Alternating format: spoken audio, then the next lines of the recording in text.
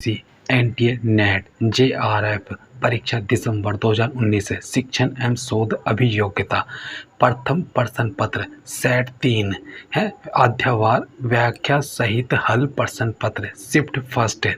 यह फर्स्ट नीचे वो शिक्षण अभिवृत्ति में फर्स्ट क्वेश्चन है। नीचे अभिकथन ए और तर्क आर के रूप में दो कथन दिए गए हैं। अभिकथन ए चर्चा के विषय के उद्देश्यों को परिभाषित करना अनिवार्यता कक्षा संप्रेषण का पहला कदम नहीं है। और तर्क में दिया है, इसमें तर्क में उद्देश्यों को स्पष्ट रूप में परिभाषित करने से विद्यार्थियों को विषय को बेहतर ढंग से समझने में मदद मिलती है। उपरोक्त दो कथनों के आलोक में नीचे दिए गए विकल्पों में से सही विकल्प चुनिए। ऑप्शन डी है ए गलत है किंतु आर सही है। व्याख्या में आएगा। व्याख्या में दिया गया अभिकथन ए की चर्चा के विषय के उद्देश्यों को परिभाषित करना अनिवार्यता कक्षा संप्रेषण का पहला कदम नहीं है। गलत है, क्योंकि कक्षा संप्रेषण के अंतर्गत सर्वप्रथम जिस विषय पे चर्चा करनी होती है उसके उद्देश्य को ही स्पष्ट एवं परिभाषित किया जाता है, जबकि तर्क आर की उद्देश्यों को स्पष्ट रूप में परिभाषित करने से विद्यार्थियों को विषय को बेहतर ढंग से समझने में मदद मिलती है। सही है, क्योंकि उद्देश्यों के स्पष्टीकरण के पश्चात विषय वस्तु का अधिगम आसानी से होता है। स्पष्ट है कि अभिकथन ए गलत है परंतु आर सही है। फिर इसमें आएगा नेक्स्ट क्वेश्चन सेकंड में नीचे दी गई सूची में से एक प्रभावी शिक्षक की उन योग्यताओं को चिन्हित कीजिए जो व्यक्तित्व और अभिवृत्ति से संबंधित है। इसमें आएगा आंसर बी में आएगा। बी में है ADE इसके आंसर। फिर है बी में प्रभावी शिक्षक का होना एक कक्षा में प्रभावशाली शिक्षण के लिए सर्वाधिक महत्वपूर्ण होता है। एक प्रभावी शिक्षक के व्यक्तित्व और अभिवृत्ति से संबंधित निम्नलिखित योग्यताओं की आवश्यकता होती है। फर्स्ट है नियंत्रण की स्थिति होनी चाहिए। सेकंड है आत्म सामर्थ्यवान होना चाहिए। शिक्षक का उत्साह होना आवश्यक होता है। थर्ड क्वेश्चन शिक्षण विधियों के स्पेक्ट्रम में निम्नलिखित में से किसे संवेदनात्मक कहा जाएगा। इसकी व्याख्या में आएगा शिक्षण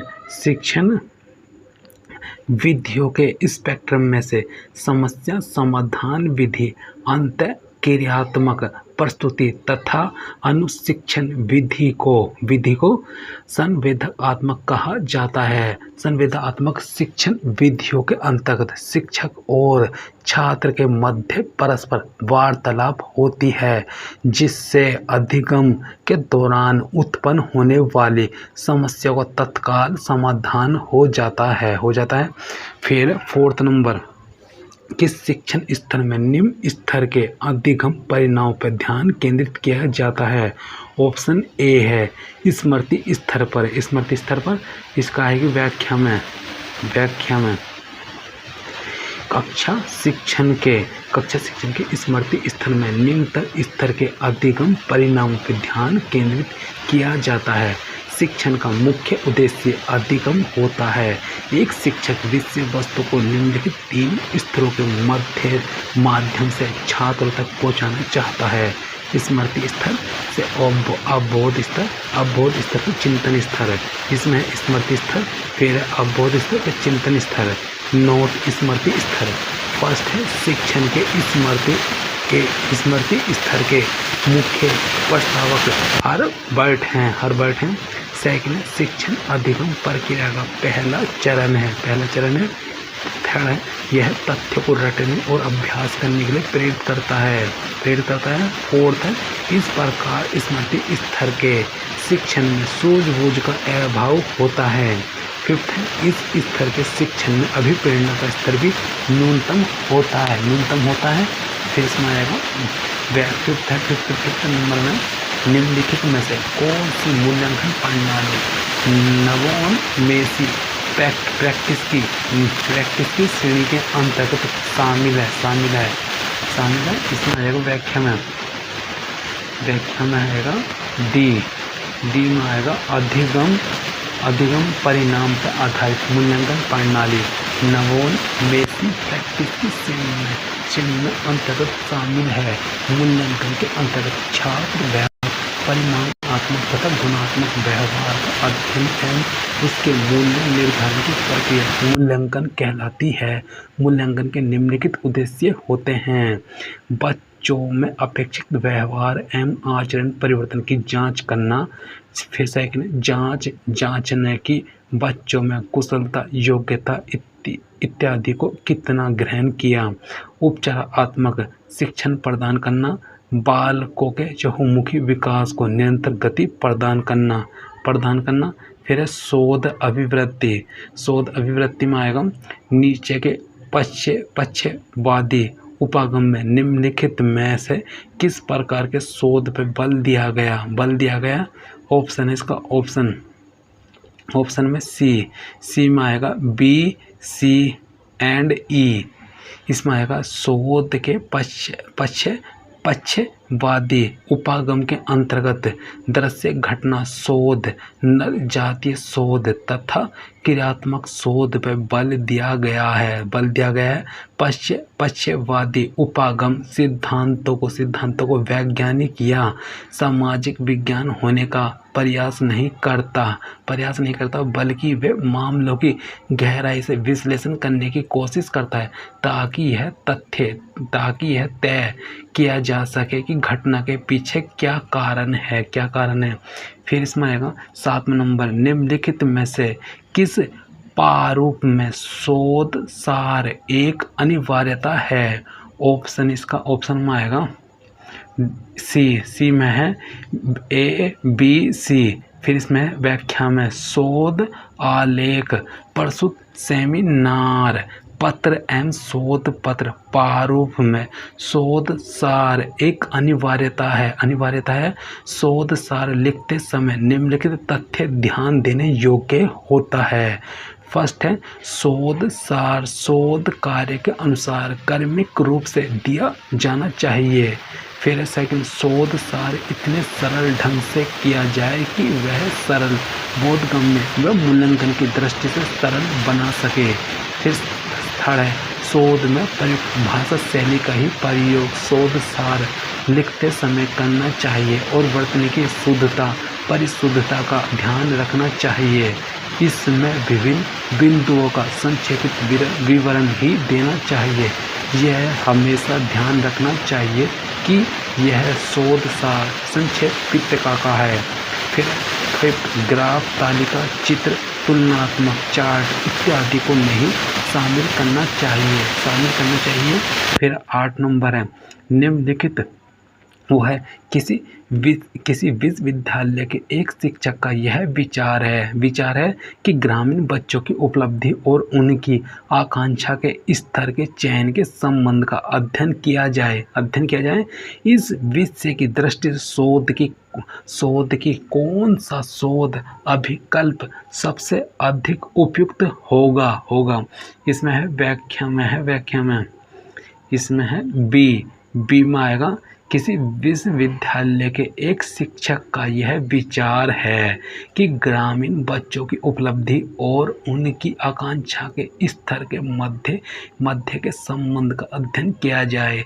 तो इस विषय की दृष्टि से शोध का कार्योत्तर शोध अभिकल्प सबसे अधिक उपयुक्त होता है।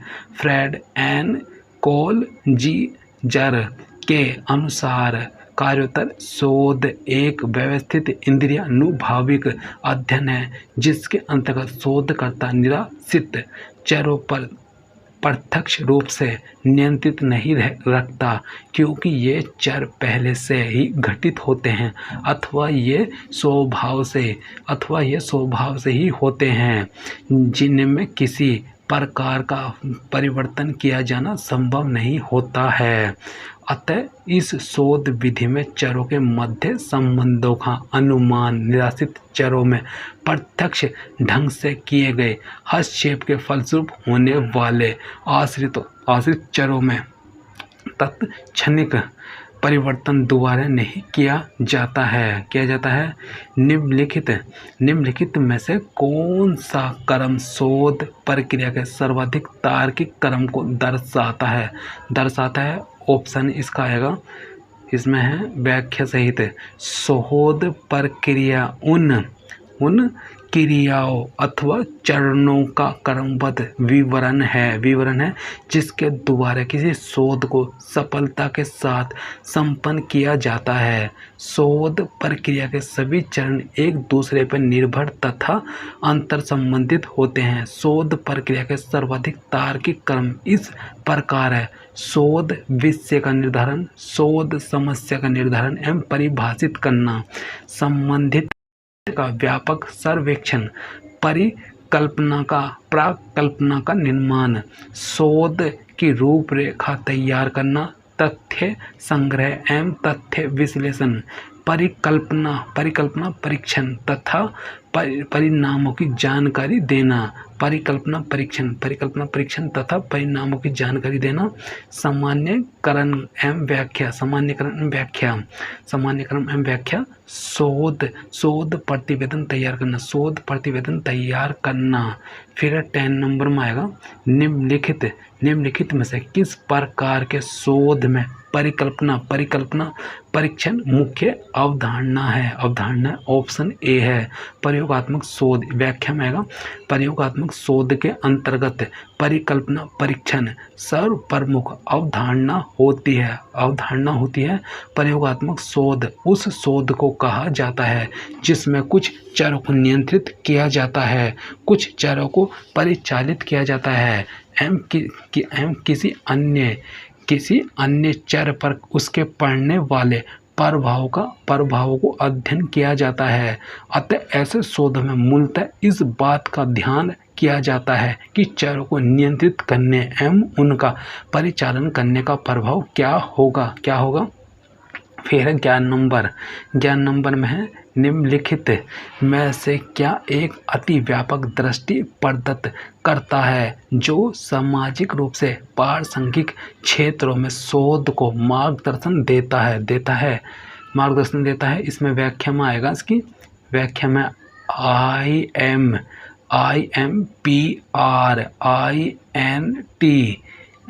IMPRINT एक अति व्यापक दृष्टि प्रदान करता है जो सामाजिक रूप से प्रासंगिक क्षेत्रों में शोध को मार्गदर्शन देता है। 5 नवंबर 2015 को राष्ट्रपति भवन से शुरू की गई impact research innovation and technology IMPRINT नामक एक देशव्यापी पहल के माध्यम से माननीय राष्ट्रपति और प्रधानमंत्री द्वारा राष्ट्र के सामने आने वाली सभी इंजीनियरिंग और तकनीकी चुनौतियों का समाधान करने के लिए एक स्पष्ट आह्वान किया गया था। यह इंडिया का एक बहुहितधारक मिशन या कार्यक्रम है जिसका उद्देश्य समाज की भलाई के लिए इंजीनियरिंग आविष्कार और तकनीकी नवाचार के माध्यम से मौलिक और अनुप्रयुक्त अनुसंधान और उसी के फलस्वरूप किए गए वैज्ञानिक नॉलेज बेस के बीच की खाई को मिटाना था। IMPRINT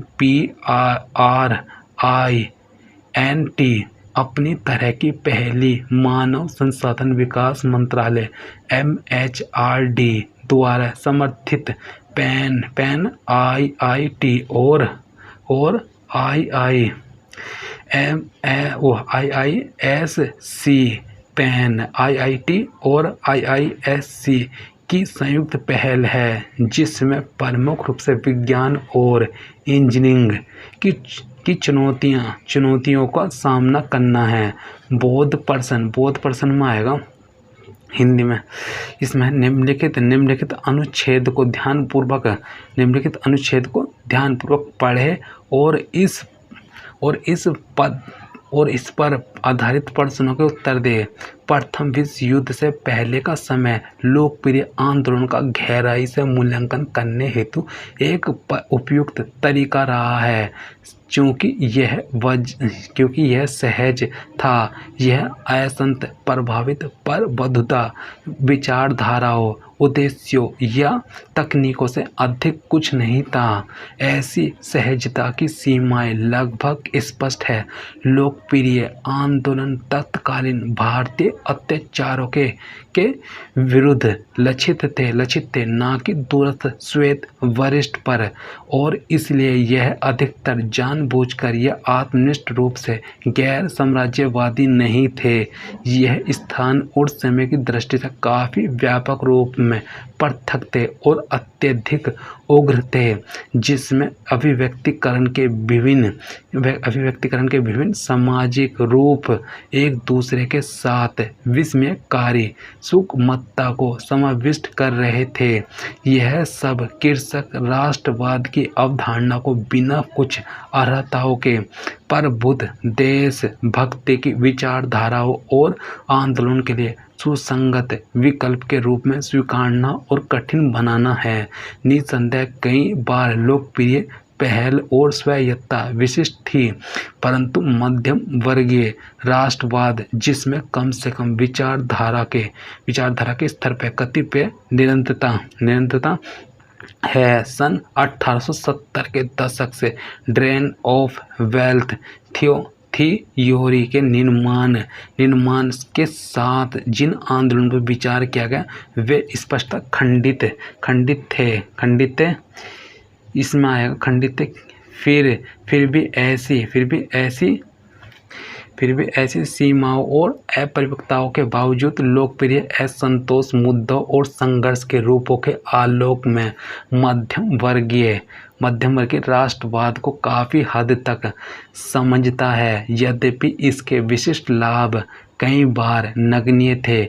वन अधिकार, किराए पर भार, सूदखोरी और भू राजस्व रोपण, श्रमिक शोषण और श्रम शिकायत इत्यादि को बाद में मध्य वर्गीय राष्ट्रवाद ने अपने साथ लिया।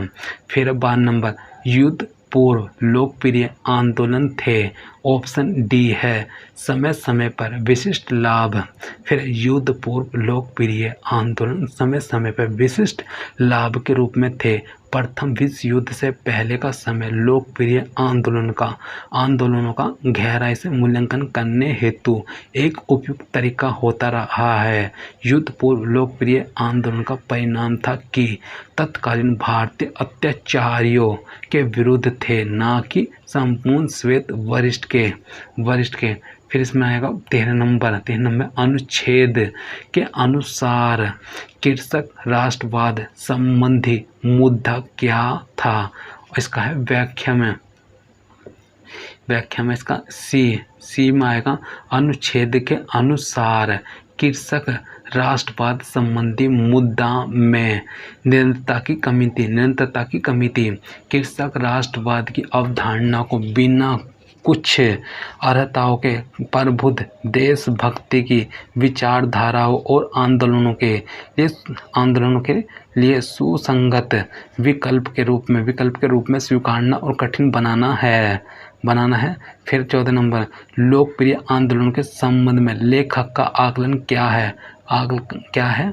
इसमें है ए, इसमें व्याख्या सहित ए में लोकप्रिय आंदोलनों के संबंध में लेखक का आकलन कुछ लोकप्रिय मुद्दों के मध्यम वर्गीय राष्ट्रवाद द्वारा अपने साथ मिला लिया जाना है, जिसके कारण कई बार लोकप्रिय पहल और स्वायत्तता विशिष्ट में निरंतरता की कमी आई।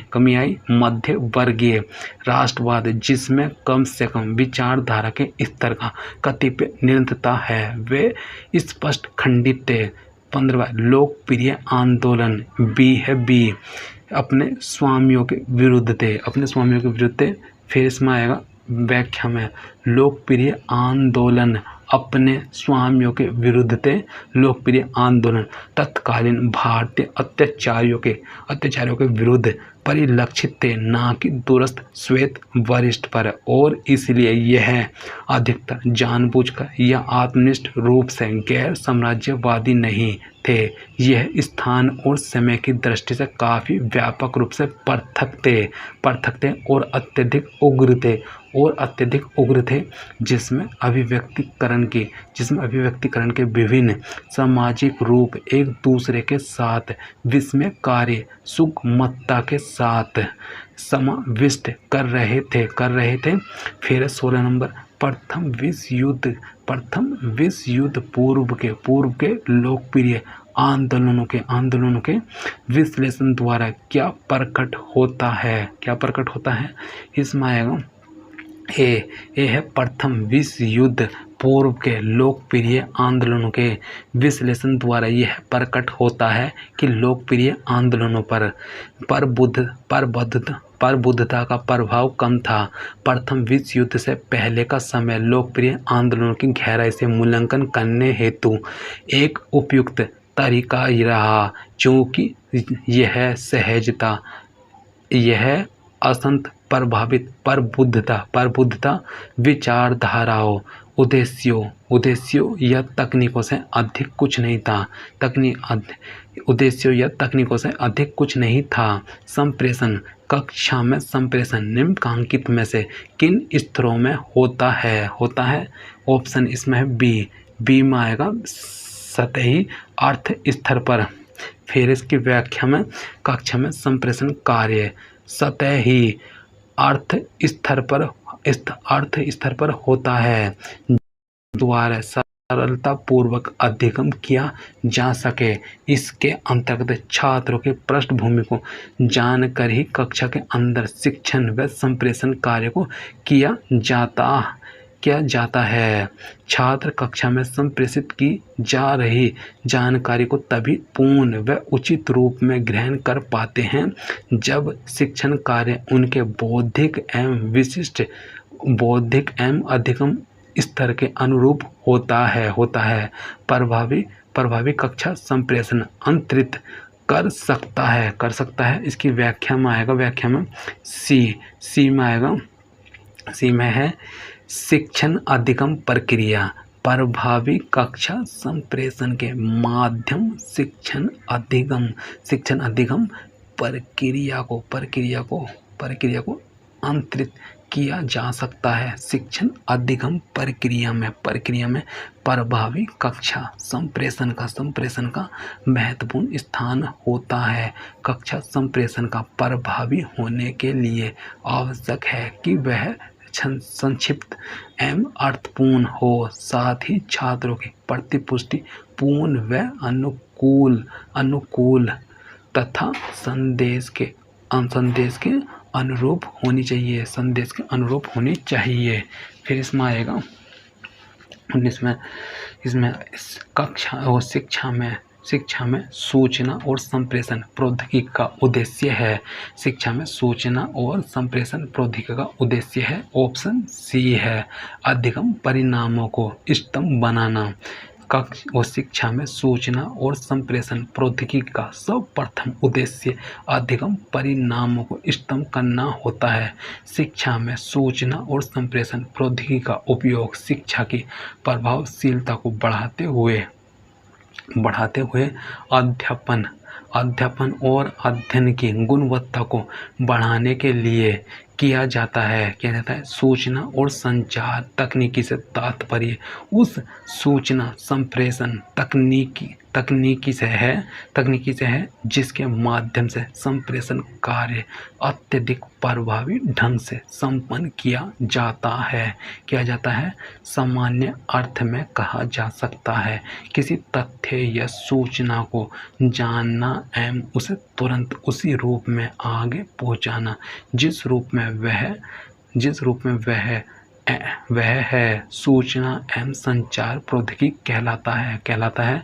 फिर है 20 नंबर, शिक्षार्थी संप्रेषण में तुलनात्मक रूप से चुनौती की उच्च क्षमता है। इसकी व्याख्या में आएगी डी है लंबे समय से धारित अभिवृत्तियां। व्याख्या में लंबे समय से धारित अभिवृत्तियों के अंतर्गत शिक्षार्थी संप्रेषण में तुलनात्मक रूप से चुनौती की उच्च क्षमता विभाजन होती है। इन्हें अभिवृत्तियों के माध्यम से ही छात्र आने वाली समस्याओं का समाधान भी सरलता पूर्वक कर लेता है। फिर 21 नंबर में आएगा। 21 नंबर में निम्नलिखित में से कौन सा कक्षा संप्रेषण संरचना हेतु अलंकारिक तकनीकें हैं। फिर इसमें आएगी व्याख्या में तकनीकें हैं। सी में आएगा ACE कक्षा संप्रेषण संरचना का विद्यार्थियों के अधिगम पर महत्वपूर्ण प्रभाव पड़ता है। इस कार्य के लिए अनेक प्रकार के अलंकारिक तकनीकों का प्रयोग किया जाता है। फर्स्ट, दिवसीय विषय को विद्यार्थियों के अभिरुचि से संबंधित करना, एक विचार से दूसरे विचार पर सरल अंतरण। फिर संदेश प्राप्ति के गुणवत्ता पक्ष में सुधार हेतु मीडिया का उपयोग करना। फिर 22 नीचे दी गई सूची में से विशेष रूप से संगठनात्मक विशिष्टाचार इथोस से संबंधित मूल्यों की पहचान कीजिए। इसकी व्याख्या में आएगा। व्याख्या में विशेष रूप से संगठनात्मक विशिष्टाचार इथोस से संबंधित मूल्य इस प्रकार है। उपागम्य टीम वर्क, कार्य की उत्पादकता, दूसरों की चिंताओं के शासन में विनम्रता दिखाना, चिंताओं के शासन में विनम्रता दिखाना, गणितीय तर्क और अभिवृत्ति। फिर 23 नंबर, A, B का पिता है और C A की बहन है, D C का पोता है, D का B से क्या संबंध है? ये ऑप्शन बी है, भतीजा। फिर ये देखा उपयुक्त आरेख से स्पष्ट है कि C B का भाई होगा और B के फुफेरे भाई का पुत्र अर्थात D B का भतीजा होगा। प्रदत्त श्रृंखला में गलत संख्या कौन सी है? 3, 13, 43, 53, 63, 83 है। इसमें आएगा सी में 63। यह दी गई श्रृंखला निम्नानुसार बनी है। 3, 13, 43, 53, 63, 83। उपयुक्त दी गई सभी संख्याओं में से 63 एक भाज्य संख्या है, जबकि शेष संख्याएं अभाज्य संख्या हैं। फिर 25 यदि HPU बराबर 9, JNU बराबर 9 तो DU बराबर होगा क्वेश्चन मार्क। जिस प्रकार इसमें आएगा 5। फिर इसमें जिस प्रकार HPU बराबर है 8 + 16, 16 + 21 बराबर 45 बराबर है 45/5 बराबर 9 है, तथा JNU 10 + 14 + 21 बराबर 45 45/5 बराबर 9। नियम में शब्द HPU तथा JNU में प्रयुक्त अक्षर के वर्णमाला क्रम के साथ क्रम के स्थान को जोड़कर 5 से भाग दिया जा रहा है। उसी प्रकार D 4 है और U 21 है, तो 25 हो गया। 25 को 5 से 5 आ जाएगा। फिर है 26 नंबर में आएगा, एक धनराशि चक्रवृद्धि ब्याज के साथ एक वर्ष में 2400 रुपये और 2 वर्ष में 3000 रुपये हो जाती है। मूलधन क्या है? माना मूलधन आएगा इसका 1920। माना मूलधन P तथा ब्याज की दर R प्रतिशत वार्षिक है। एक वर्ष में चक्रवृद्धि ब्याज सहित मिश्र धन 2400 रुपये, फिर तथा 2 वर्ष में चक्रवृद्धि ब्याज सहित मिश्र धन 3000 रुपये। इसलिए 2400 इसलिए यदि 2400 रुपये को मूलधन मान लिया जाए तो एक वर्ष का साधारण ब्याज बराबर 3000 माइनस 2400 बराबर 600 रुपये। पुनः साधारण ब्याज मूलधन गुना दर गुना समय बटे 100, फिर 600 बराबर है 2400 गुना 1 गुना R बटे 100। फिर इसमें आ जाएगा R बराबर 25 प्रतिशत, R बराबर 25%। सूत्र मिश्र धन बराबर मूलधन ब्रैकेट में 1 प्लस R बटे 100 ब्रैकेट की पावर n। तो मूलधन के 24, वो मिश्र धन कितना 2400। अब मूलधन दिया नहीं तो P इंटू में P प्लस R दिया है 25%, तो 25 बटे 100 समय 1 वर्ष। फिर मूलधन बराबर हो गया, इससे कट जाएगा 5, 2400 गुना 4 बटे 5 तो 1920 रुपये। यदि x अनुपात y बराबर 7:9 तो 3x माइनस 5y अनुपात 4x प्लस y बराबर क्वेश्चन मार्क। इसमें आ जाएगा यदि x अनुपात y बराबर 7:9 तब x बराबर 7 के तथा y बराबर 9 के है, चूँकि 3x माइनस 5y बटे 4x प्लस y बराबर 21 के माइनस 45 के बटे 28 के प्लस 9 के बराबर हो गया माइनस का 24 के बटे 37 के बराबर माइनस का 24 बटे 37। युक्ति युक्त तर्क, निम्नलिखित में से कौन से तर्क वाक्य हैं जो एक ही समय में सत्य तो हो सकते हैं किंतु एक ही समय में असत्य नहीं हो सकते? इसका ऑप्शन सी में आएगा। सी में उपविप्रार्थी, इसमें है उपविप्रार्थी तर्क वाक्य ऐसे तर्क वाक्य होते हैं जो एक ही समय में सत्य तो हो सकते हैं किंतु एक ही समय में असत्य नहीं हो सकते।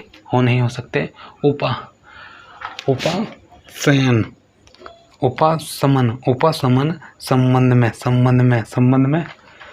संबंध में उपसय के सत्य होने से उपसित भी सत्य हो जाता है किंतु इसका उल्टा या विलोम संभव नहीं है। फिर इसमें है 29 नंबर, ईश्वर के अस्तित्व को सिद्ध करने के लिए भारतीय शास्त्रीय न्याय परंपरा द्वारा किस प्रमाण का प्रयोग किया जाता है? ऑप्शन डी है। डी में आएगा अनुमान। ईश्वर के अस्तित्व को सिद्ध करने के लिए भारतीय शास्त्रीय न्याय परंपरा द्वारा अनुमान प्रमाण का प्रयोग किया जाता है। भारतीय दर्शन के प्रमाण उसे कहते हैं जो सत्य का ज्ञान कराने में सहायता करता है, अर्थात इसके माध्यम से किसी विषय, किसी वस्तु या व्यक्ति के बारे में यथार्थ का ज्ञान होता है। न्याय का मुख्य विषय प्रमाण ही होता है। गौतम ने प्रमाण के 4 प्रकार बताए हैं: प्रत्यक्ष अनुमान, उपमान। प्रत्यक्ष अनुमान उपमान शब्द है नोट। अनुमान 2 प्रकार का होता है, स्वार्थ अनुमान फिर प्रार्थ अनुमान। फिर इसमें आएगा 30 नंबर है योगज शब्द निम्नलिखित प्रमाणों में से किससे संबंधित है? ऑप्शन ए प्रत्यक्ष। इसकी व्याख्या योगज शब्द प्रत्यक्ष प्रमाण से संबंधित होता है। भारतीय दर्शन के संदर्भ में प्रत्यक्ष प्रमाण को सबसे श्रेष्ठ माना जाता है। प्रत्यक्ष 2 शब्दों प्लस अक्ष का योग है। यहाँ अक्ष का व्यापक अर्थ अर्थात 5 इंद्रियों आँख, कान, नाक, जिह्वा, त्वचा के सामने अर्थात इसके समक्ष प्राप्त होने वाले ज्ञान को प्रत्यक्ष ज्ञान कहते हैं। प्रत्यक्ष ज्ञान कहते हैं। न्याय दर्शन के अनुसार इंद्रिया थ्रस सत्रिकर्षण जन्य ज्ञानम प्रत्यक्षम, इसमें से आत्मा, मन और इंद्रिय का संयोग रूप जो ज्ञान का कारण या प्रमाण है वही प्रत्यक्ष है। फिर 31वां आएगा, चूहा एक पशु है अतः एक बड़ा चूहा एक बड़ा पशु है के अंतर्गत कौन सा तर्क दोष है? ऑप्शन सी अनेकार्थ। चूहा एक पशु है अतः एक बड़ा चूहा एक बड़ा पशु है। इस वाक्य के अंतर्गत अनेकार्थ तर्क दोष विद्वान है। जिस शब्द के एक से अधिक अर्थ हो उसे अनेकार्थक शब्द कहते हैं। यह तर्क दोष तब उत्पन्न होता है जब किसी एक पद या वाक्यांश का प्रयोग युक्ति में भिन्न भिन्न स्थानों पर अलग अलग अर्थ में हो। जैसे प्रत्येक वस्तु का अंत उसकी पुण्यता है, मृत्यु जीवन का अंत है अतः मृत्यु जीवन की पुण्यता है। इस युक्ति में अंत शब्द अनेकार्थक है। प्रथम आधार वाक्य में अंत शब्द का प्रयोग लक्ष्य के अर्थ में और द्वितीय आधार वाक्य में इसका प्रयोग अंतिम घटना के अर्थ में हुआ है। इन आधार वाक्यों से निष्कर्ष निकालना कि मृत्यु जीवन की पुण्यता है अनुचित है। अनेकार्थ दोष भी कई प्रकार के होते हैं। व्यष्टि के विषय में सत्य कथन को यदि समष्टि के विषय में लागू किया जाए तो वहाँ संग्रह तर्क दोष होता है। फिर 32 सभी बाघ पशु हैं। यह किस प्रकार के तर्क वाक्य का उदाहरण है? सभी बाघ पशु हैं। यह किस प्रकार के तर्क वाक्य का उदाहरण है? इसमें है व्याख्या में दिया गया तर्क वाक्य की सभी बाघ पशु हैं। यह सार्वभौम विधेय प्रकार के तर्क वाक्य का उदाहरण है। सामान्य वाक्य सार्वभौम वाक्य है जिसके विधेय में उद्देश्य के अंदर भूत, वर्तमान तथा भविष्य से संबंधित सभी उदाहरणों के संबंध में कुछ कहा जाता है। जैसे सभी मनुष्य मरणशील हैं एक सामान्य या सार्वभौम वाक्य है। ऐसे वाक्य किसी एक स्थान या समय के लिए सत्य नहीं होते बल्कि सभी स्थानों पर तथा सभी समय के लिए सत्य होते हैं। आंकड़ों की व्याख्या में आएगा। आंकड़ों की व्याख्या में इसमें है 33 पर्सन संख्या 33 से 37 तक है। ठीक है। इसमें लेनोवा एसर BM HCL है। ठीक है। 33 नंबर में आएगा। वर्ष 2002 तथा वर्ष 2005 में बेचे गए एसर कंप्यूटर की संख्या में कितना अंतर है? Option D 60,000। वर्ष 2002 में बेचे गए एसर कंप्यूटर की संख्या 25,000। अब वर्ष 2005 में बेचे गए एसर कंप्यूटर की संख्या 85,000। दोनों वर्षों में एवरेज अंतर है 85,000 माइनस 25,000 बराबर 60,000। फिर इसमें आएगा 34 है। किस वर्ष एसर कंप्यूटर की बिक्री का प्रतिशत कुल बिके कंप्यूटर की संख्या की तुलना में अधिकतम रहा था? ऑप्शन बी 2004 में।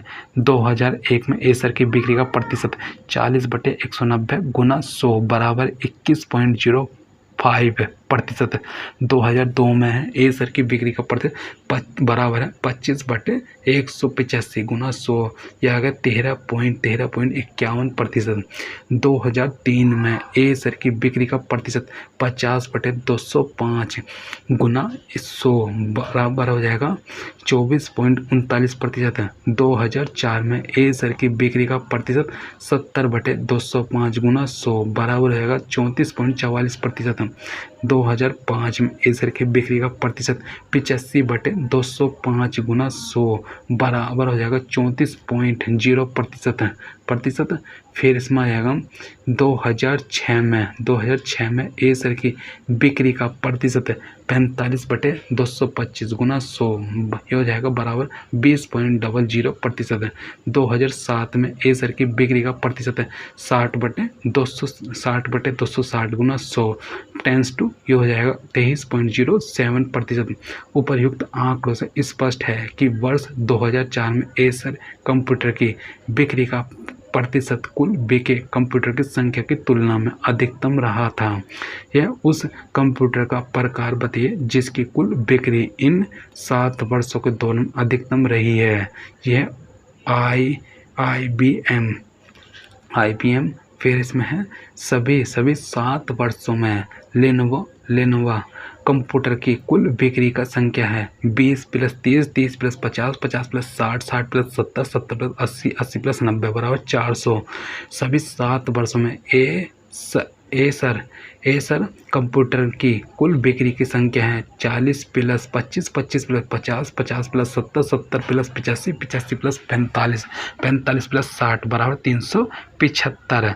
सभी 7 वर्षों में IBM कंप्यूटर की कुल बिक्री संख्या है यह 50 + 60, 60 + 50, 50 + 40, 40 + 70, 70 + 80, 80 + 100 बराबर 450। सभी 7 वर्षों में HCL कंप्यूटर की कुल बिक्री संख्या है बराबर 80 + 70, 70 + 55, 55 + 35, 35 + 25, 25 + 20, 20 + 10 बराबर 295। फिर उपर्युक्त आंकड़ों से स्पष्ट है कि IBM कंप्यूटर की बिक्री इन 7 वर्षों के दौरान अधिकतम रही है। फिर इसमें आएगा 36 नंबर में उस प्रकार या ब्रांड के कंप्यूटर का नाम बताइए जिसकी बिक्री में 2001 से वर्ष 2007 के दौरान सतत गिरावट हुई है। DHCL प्रसन्नगत तालिका से स्पष्ट है कि HCL ब्रांड के कंप्यूटर की बिक्री में वर्ष 2001 से 2007 के दौरान सतत गिरावट हुई है जो क्रम से 80, 70, 55, 35, 25, 20 तथा 10 है। फिर 37 नंबर में वर्ष 2001 में हुई बिक्री की तुलना में वर्ष 2007 में लेनोवो कंप्यूटर की बिक्री में कितने प्रतिशत की वृद्धि हुई है? Option D 350%। फिर है ऑप्शन इसमें है व्याख्या में वर्ष 2001 में लेनोवा ब्रांड के कंप्यूटर की बिक्री संख्या बराबर 20,000। वर्ष 2007 में लेनोवा ब्रांड के कंप्यूटर की बिक्री यह 90,000। इसलिए बिक्री में वृद्धि 90 - 20 बराबर 70,000 है 70,000। फिर अतः बिक्री में वृद्धि प्रतिशत 70/20 गुना 100 बराबर 350% है। सूचना और संचार प्रौद्योगिकी ICT। फिर इसमें आएगा 38 निम्नलिखित में से कौन सा पद अभिकल्प डिजाइन के लिए डिजिटल लर्निंग परिवेश से संबंधित है? सी कल्प एक अभिकल्प डिजाइन के लिए डिजिटल लर्निंग परिवेश से संबंधित है। कृषि समुदायों की बेहतर पहुंच बनाने के लिए समेकित आधारित मोबाइल ऐप ई कल्प को विकसित किया गया। यह ऐप प्रौद्योगिकी वितरण करने, संवेदनात्मक अधिगम और वास्तविक समझ डेटा की रिकॉर्डिंग को वितरित करने में सक्षम है। यहाँ सूचना अंग्रेजी, हिंदी, मलयालम एवं कन्नड़ भाषाओं में उपलब्ध होता है। इसमें 39 नंबर में है, निम्नलिखित में से कौन से चतुर्पीढ़ीय भाषा 4G एल कहलाए जाने के लिए सर्वाधिक उपयुक्त है। इसमें आएगी व्याख्या में डी SQL व्याख्या में आएगा। व्याख्या में है कंप्यूटर के लिए प्रयुक्त प्रोग्रामिंग भाषाएं मुख्यतः 2 प्रकार की होती हैं, निम्न स्तरीय भाषा लो लेवल लैंग्वेज, उच्च स्तरीय भाषा हाई लेवल लैंग्वेज। जिस भाषाओं को केवल कंप्यूटर समझता है वे आमतौर पर निम्न स्तरीय भाषा और जिन भाषाओं को हम समझ सकते हैं उन्हें उच्च स्तरीय भाषा कहा जाता है। निम्न स्तरीय भाषा भी पुनः 2 प्रकार की होती है, मशीनी भाषा मशीनी लैंग्वेज, फिर असेंबली भाषा है असेंबली लैंग्वेज। उच्च स्तरीय भाषा के अंतर्गत proton, basic, COBOL, pascal, C++, जावा, HTML, विजुअल बेसिक है, नेट, सन स्टूडियो आदि आते हैं। फिर इसमें है इनमें से कुछ भाषाएं तृतीय पीढ़ी की भाषा तथा कुछ भाषाएं चतुर्थ पीढ़ी की भाषा होती हैं। तृतीय पीढ़ी के कुछ अत्यधिक लोकप्रिय भाषाओं में proton, basic, COBOL, pascal, C++ आदि सम्मिलित हैं। चतुर्थ पीढ़ी की भाषा में विजुअल वातावरण होता है, जब तृतीय पीढ़ी की भाषा में टेक्सचुअल वातावरण होता है। चतुर्थ पीढ़ी की भाषा कहलाने में सबसे उपयुक्त SQL भाषा है। फिर 40 नंबर कंप्यूटर से संबंधित गतिविधियों में किसी भाषा अनुवादक के वर्णन के लिए निम्नलिखित में से कौन अनुप्रयुक्त है? ऑप्शन डी है कोडेक। इसमें है व्याख्या में है कंप्यूटर की आधारभूत भाषा मशीनी भाषा होती है, मशीनी भाषा होती है जिसे केवल 0 और 1 2 अंकों में लिखा जाता है। इसे बाइनरी कोड भी कहा जाता है। मशीनी भाषा के अतिरिक्त सभी प्रोग्रामिंग भाषा में 0 और 1 के अतिरिक्त अन्य अंकों का प्रयोग होता है, लेकिन कंप्यूटर सीधे इसे नहीं पढ़ पाता है। इसे पढ़ने के लिए भाषा अनुवादक की आवश्यकता पड़ती है, जो इन अंकों और शब्दों को मशीनी भाषा अथवा बाइनरी अंकों में बदल देता है। प्रोग्रामिंग भाषा अनुवादक 3 प्रकार के होते हैं, असेंबलर, कंपाइलर, इंटरप्रेटर। फिर इसमें है 41 नंबर। निम्नलिखित में से कौन सा यंत्र टूल आभासी वर्ग कक्षा परिवेश प्रदान करने के लिए एक साझेदारी यंत्र टूल है? ऑप्शन बी है ए व्यू आभासी वर्ग कक्षा परिवेश प्रदान करने के लिए एक साझेदारी यंत्र टूल है। ए व्यू का पूर्ण रूप Amrita virtual interactive e learning world, Amrita virtual interactive e learning world है, जो स्वदेशी रूप से निर्मित multi modal multimedia e learning platform है। ए व्यू IIT बॉम्बे द्वारा संवित शिक्षक कार्यक्रम टाक का हिस्सा है और मानव संसाधन विकास मंत्रालय MHRD द्वारा भारत सरकार के राष्ट्रीय सूचना और संचार प्रौद्योगिकी का उपयोग करते हुए शिक्षा के लिए राष्ट्रीय मिशन के तहत वित्त पोषित है। ए व्यू अब देश भर के कई IIT, NIT और अन्य प्रमुख शिक्षण संस्थानों में तैनात है। ए व्यू का मुख्य उद्देश्य शिक्षा और सामाजिक सहयोग के डिजिटल माध्यमों से लोगों को सशक्त बनाना है। यह उच्च शिक्षा के संस्थानों में उच्च योग्यता और पर अनुभवी शिक्षकों की कमी को संबोधित करता है। लोक विकास पर्यावरण जैव आरक्षित क्षेत्र बायोस्फीयर रिजर्व्स है। ऑप्शन इसका आएगा, ऑप्शन में आएगा व्याख्या में ए जैव आरक्षित क्षेत्र बायोस्फीयर रिजर्व एक विशेष पारिस्थितिकी तंत्र या वनस्पति और जीवों का एक विशेष वातावरण होता है जिसे सुरक्षा और पोषण की आवश्यकता तो होती है। ये रिजर्व पूरी तरह से व्यवस्थित होते हैं और दुनिया भर में पाए जाने वाले विभिन्न जीवों के संरक्षण के लिए इन रिजर्वों की स्थापना की जाती है। यूनेस्को के अनुसार बायोस्फीयर रिजर्व स्थलीय और तटीय समुद्री पारिस्थितिक तंत्र के क्षेत्र हैं जो अपने सतत उपयोग के साथ जैव विविधता के संरक्षण के समाधान को बढ़ावा देते हैं। राज्यों के सर्वश्रेष्ठ अधिकार वाले क्षेत्र में स्थित बायोस्फीयर रिजर्व अंतर्राष्ट्रीय स्तर पर मान्यता प्राप्त और राष्ट्रीय केंद्र सरकार द्वारा मनोनीत होते हैं। प्रश्नगत विकल्पों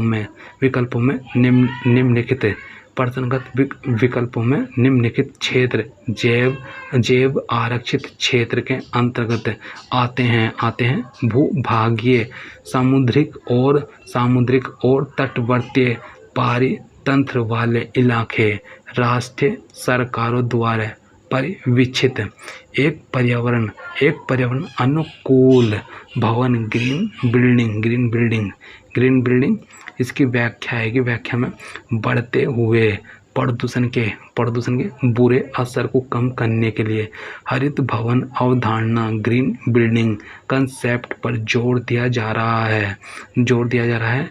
इसे प्रदूषण के खतरे को काफ़ी हद तक कम किया जा सकता है। वहीं इससे बिजली पानी का कम से कम उपयोग तथा प्रदूषण कम होने से भी इसका चलन बढ़ने की उम्मीद जताई जा रही है। इसमें कचरा निस्तारण और प्राकृतिक आपदाओं से बचने के लिए भी कारगर उपाय है। ऐसे मकानों में अपेक्षाकृत करीब 10 डिग्री सेल्सियस तक तापमान को कम किया जा सकता है। ग्रीन बिल्डिंग की निम्नलिखित फायदे हैं जो पर्यावरण के लिए आवश्यक है। इसमें है न्यूनतम ऊर्जा उपयोग के सिद्धांत पर आधारित है। यह न्यूनतम ऊर्जा उपयोग के सिद्धांत पर आधारित है। इसमें आएगा सेकंड प्राकृतिक साधनों के संरक्षण पर जोर देता है। स्वस्थ जीवन के लिए स्थान मुहैया कराता है। तापमान पर नियंत्रण के लिए आसपास बड़ी संख्या में पेड़ पौधे लगे होते हैं। जहां रहने वाले लोगों को उजाले और स्वच्छ हवा के लिए बिजली और अन्य संसाधनों का इस्तेमाल कम से कम करना पड़ता है। मीथेन एक ग्रीन हाउस गैस निम्नलिखित में से किससे उत्सर्जित होता है? इसका है ऑप्शन सी में AC है। इसमें व्याख्या में आएगा मीथेन एक ग्रीन हाउस गैस है जिसका उत्सर्जन लैंडफिल्स आर्द्र भूमि तथा पशुपालन होता है। मीथेन एक रंगहीन तथा गंधहीन गैस है जो ईंधन के रूप में उपयोग की जाती है। यह प्रकृति का मुख्य घटक है। मीथेन गैस की खोज नवंबर 1776 में इटली और स्विट्जरलैंड के वैज्ञानिक एलेसांद्रो वोल्टा ने की थी। इस गैस का उत्सर्जन आर्द्र भूमि जैसे दलदल, धान के खेत, कोयला खदानों आदि से होती है। इसके अतिरिक्त लैंडफिल्स में बैक्टीरिया ऑक्सीजन की अनुपस्थिति में कचरे को तोड़ते हैं, जिस प्रक्रिया में लैंडफिल गैस का उत्पादन होता है जो लगभग 50% मीथेन ही होता है। इस गैस में जलने या विस्फोट करने की क्षमता होती है, इसलिए इसे लैंडफिल फिल्म से निकलना पड़ता है। ऐसा करने के लिए पाइपों की एक श्रृंखला में मीथेन गैस एकत्रित करने के लिए लैंडफिल के भीतर एम्बेडेड किया जाता है। फिर 45 नंबर में आएगा, भारत में विद्युत उत्पादन में वर्तमान में निम्नलिखित में से किस ऊर्जा स्रोत का हिस्सा निम्नतम है। फिर इसमें है व्याख्या में आएगा डी है विद्युत मंत्रालय। भारत सरकार के आंकड़ों के अनुसार भारत के विद्युत उत्पादन में वर्तमान में नाभिकीय ऊर्जा स्रोत का हिस्सा न्यूनतम है, जिसे निम्न तालिका के माध्यम से देखा जा सकता है। कुल संस्थापित क्षमता 30 नवंबर 2019 तक स्रोत केंद्रीय विद्युत प्राधिकरण CIA क्षेत्र मेगावाट, थर्मल तापीय कोयला है 1,98,495, लिग्नाइट है 6,260, गैस है 24,937, तेल है 510, हाइड्रो नवीकरणीय यह 45,399, न्यूक्लियर नाभिकीय यह 6,780, RES MNRE यह 84,400, कुल हो गया 3,67,281।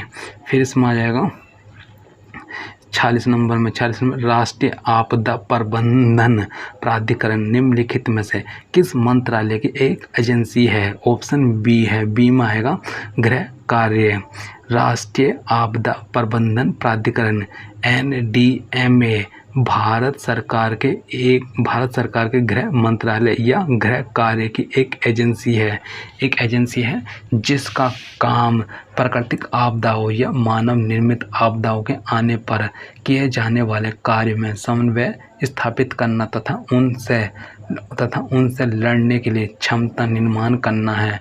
इसका औपचारिक रूप से गठन 27 सितंबर 2006 को आपदा प्रबंधन अधिनियम 2005 के तहत हुआ, जिसमें प्रधानमंत्री अध्यक्ष और 9 अन्य सदस्य होते हैं, जिसमें एक सदस्य उपाध्यक्ष पद पर होता है। राष्ट्रीय आपदा प्रबंधन प्राधिकरण भारत में आपदा प्रबंधन के लिए शीर्ष वैधानिक निकाय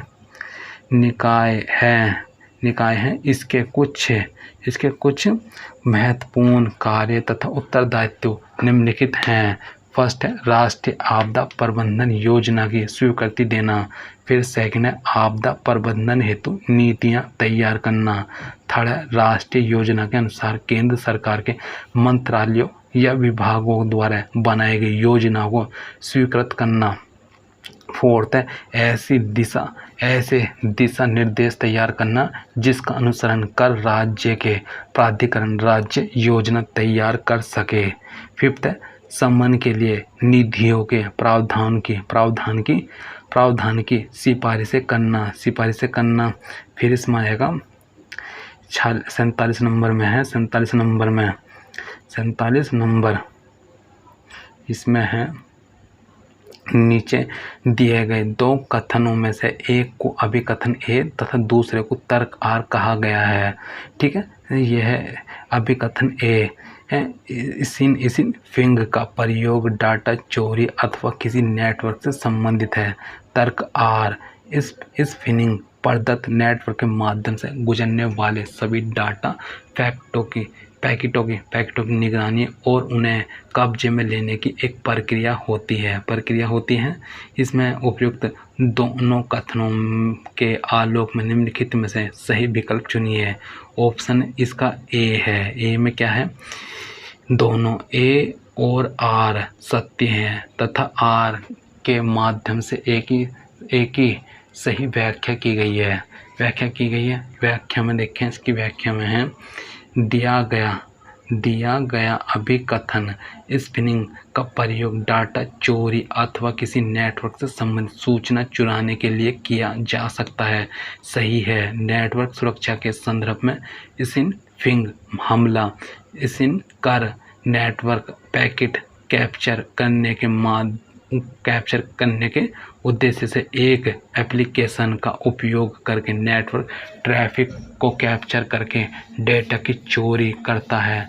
जब डेटा पूरे नेटवर्क में प्रेषित होता है और यदि डेटा पैकेट एनक्रिप्ट नहीं किया जाता तो नेटवर्क पैकेट के भीतर डेटा को एक स्पिनर का उपयोग करके डाटा पढ़ा जा सकता है। इस एप्लीकेशन का उपयोग करके एक हमलावर नेटवर्क का विश्लेषण कर सकता है और उनकी जानकारी प्राप्त कर सकता है। तर्क स्पिनिंग प्रदत्त नेटवर्क के माध्यम से गुजरने वाले सभी डाटा फैक्टों की निगरानी और कब्जे में लेने की एक प्रक्रिया होती है। अतः दोनों ए और आर सत्य हैं तथा आर के माध्यम से ए की सही व्याख्या की गई है तथा आर के माध्यम से ए की सही व्याख्या की गई है। इसमें आ जाएगा 48 में उच्च शिक्षा प्रणाली एवं शासन प्रणाली। फिर इसमें है निम्नलिखित सूची में से भारतीय शिक्षा की पारंपरिक प्रणाली के विशिष्ट लक्षण की पहचान कीजिए। ऑप्शन ए है, इसमें है सत्य का प्रत्यक्ष बोध साधन और साध्य के रूप में। ऑप्शन इसकी व्याख्या में आएगा, व्याख्या में है भारतीय शिक्षा की पारंपरिक प्रणाली का सबसे विशिष्ट लक्षण होता है कि इस शिक्षा प्रणाली में सत्य का प्रत्यक्ष बोध साधन और साध्य के रूप में होता है। भारतीय शिक्षा की पारंपरिक प्रणाली आध्यात्मिकता पर आधारित थी। शिक्षा मुक्ति एवं आत्मबोध के साधन के रूप में थी। यह व्यक्ति विशेष के लिए नहीं बल्कि धर्म एवं ज्ञान के लिए थी। भारत की शैथिल्य एवं सांस्कृतिक परंपरा के विश्व इतिहास में प्राचीनतम है। विभिन्न विद्वानों ने इस शिक्षा प्रणाली को प्रकाश स्रोत, अंतर्दृष्टि, अंतर्ज्योति, ज्ञान छू और तीसरा नेत्र आदि उपागमों से विभूषित किया। फिर है 49 अपारंपरिक शिक्षण तथा अधिगम रणनीतियों में बल दिया गया है। इसकी व्याख्या में आएगा, व्याख्या में इसके अपारंपरिक शिक्षण तथा अधिगम के अनुसार शिक्षण ऐसी प्रक्रिया है जिसमें विद्यार्थी अध्यापक पाठ्यक्रम तथा अन्य विभिन्न वस्तुओं से पूर्व निश्चित लक्ष्यों की प्राप्ति के लिए विधिवत एवं मनोवैज्ञानिक रूप में गठित किया जाता है। अपारंपरिक शिक्षण तथा अधिगम में निम्नलिखित रणनीतियों पर बल दिया जाता है। फर्स्ट, छात्रों की आवश्यकता आधारित संसाधन सामग्री तथा अधिगम मानकों पर, कौशल अभिवृद्धि तथा मूल्यों के विकास पर। फिर थर्ड, सृजनात्मकता तरीके से प्रतिक्रिया देने हेतु आवश्यक ज्ञान प्राप्त करने पर है। सृजनात्मक तरीके से प्रतिक्रिया देने हेतु आवश्यक ज्ञान प्राप्त करने पर। फिर 50 नंबर आएगा, राष्ट्रीय मानक एवं गुणवत्ता सुनिश्चित करने की दृष्टि से निम्नलिखित में से किस में एक राष्ट्र एक मानक को मंत्र के रूप में उल्लेख किया गया है। ऑप्शन सी है, राष्ट्रीय कौशल विकास एवं उद्यमिता नीति 2015। राष्ट्रीय कौशल विकास एवं उद्यमिता रणनीति वो राष्ट्रीय कौशल विकास एवं उद्यमिता नीति 2015 में राष्ट्रीय मानक एवं गुणवत्ता सुनिश्चित करने की दृष्टि से एक राष्ट्र एक मानक को मंत्र के रूप में उल्लेखित किया गया है। यह नीति सफल कौशल रणनीति की कुंजी के रूप में उद्यमिता को प्रोत्साहन देने के लिए एक प्रभावी योजना की जरूरत को स्वीकार करती है। कौशल विकास पर पूर्ववर्ती राष्ट्रीय नीति का निरूपण श्रम एवं रोजगार मंत्रालय ने 2009 में किया था और नीतिगत प्रारूप को उभरते राष्ट्रीय एवं अंतर्राष्ट्रीय रुझानों के अनुरूप बनाने के लिए 5 वर्ष पहले परीक्षा का प्रावधान किया गया था। इस नीति का विजन उच्च मानकों सहित रफ्तार के साथ बड़े पैमाने पर कौशल प्रदान करते हुए सशक्तिकरण की व्याख्या तैयार करना और उद्यमिता पर आधारित नवाचार की संस्कृति को बढ़ावा देना जो देश में सभी नागरिकों की स्थायी आजीविका सुनिश्चित करने के लिए धन एवं रोजगार का सर्जन कर सके।